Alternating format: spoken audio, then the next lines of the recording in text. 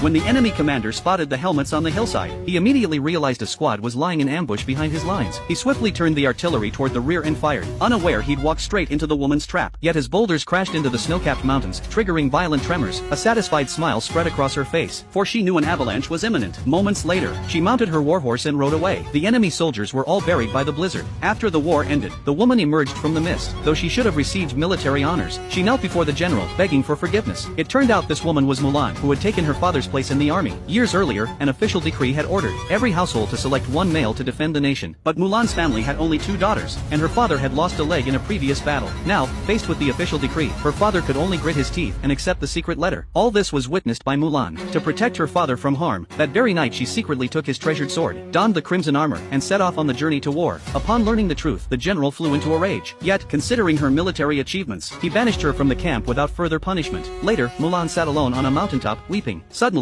a witch appeared before her. She shared her own story with Mulan. It turned out the witch had once been like Mulan, a fierce and skilled warrior, but everyone believed a woman on the battlefield was an utter disgrace. In the end, the witch had no choice but to defect to the enemy, and played the role of the villain. And now she hopes Mulan will join her cause. The witch also told her that the war here is merely a ruse by the enemy. Their true objective is to launch a surprise attack on the imperial capital. Upon hearing this, Mulan immediately refused the witch's offer, and spurred her horse toward the camp. That night, she reported the matter to the general, who refused to believe her. Fortunately, her former comrades chose to support and trust her. Ultimately, the general decided to let Mulan lead them on a nighttime rescue mission. But when they arrived at the imperial palace, they discovered not a single guard remained. Then they fell into the enemy's ambush. Under the general's command, they fought desperately to hold back the enemy forces. Finally, Mulan charged alone into the palace. To her shock,